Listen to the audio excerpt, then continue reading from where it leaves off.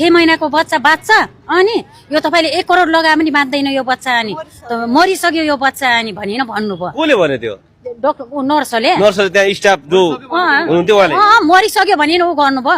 मरिसक्यो भने एकचोटि हिँड्नु तपाईको त चेक गर्ने काम हो अनि भने तपाईहरु कस्तो मान्छे हो गरे अनि बारम्बार तपाईको दिमागमा नपस्ने एकचोटि भनेपछि अनि भन्नुभयो। अनि त्यसो भइदिए त्यो नभइदिए 1.5 घण्टा भइसक्यो है। तपाई स्वयं त्यहाँ हुनुहुन्थ्यो उपस्थित? म त्यही थिएँ 1.5 घण्टा भइसक्यो। त्यसो भइदिए त्यो नभइदिए साल निकाल्न हिँड्नु नि त भने अनि साल निकाल्न हिँड्नु भनिसकेपछि अरे पछाडि आधा घण्टा पछाडि गएन साल निकालिदिनु भयो। साल निकालिदिन पनि त्यो नानीलाई कुनै वास्तै छैन छामछुम कुनै केही नपारिन साल निकालिदिए अनि सिस्टर आइजानु भयो यतातिर कुनै केही छुँदा पनि छुएन केही गरेन बच्चालाई त। भने 7 महिनाको बच्चा चाहिँ 600 ग्राम छ यो चाहिँ बच्चा मरेकै बच्चा हो भनेर घोषणा गरिदिनु। हजुर आधा घण्टासम्म चाहिँ त्यो प्लेटमा राख्यो भन्ने कुरा पनि आछ।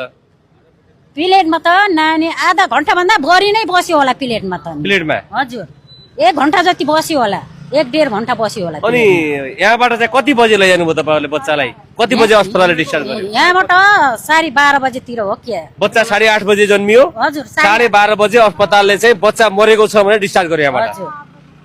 अनि बच्चा चाहिँ कति बजे रुयो त्यहाँ?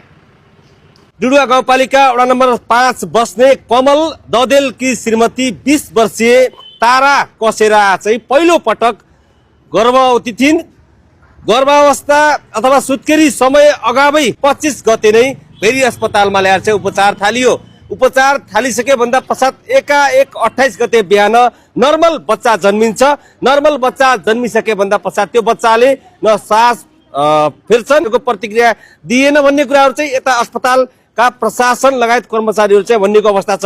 तर तारा कसेराका आफन्तहरू जहाँ चाहिँ बिरामी कुरुवा हुनुहुन्थ्यो सुत्केरी कुरुवा हुनुहुन्थ्यो उहाँहरूले बच्चाले पटक पटक हात हल्लाएको र बच्चाले प्रतिक्रिया दिएको बारम्बार अस्पतालमा उपचारमा संलग्न त्यसै नर्सहरूलाई भन्दा पनि तपाईको बच्चाको मृत्यु भइसकेको छ।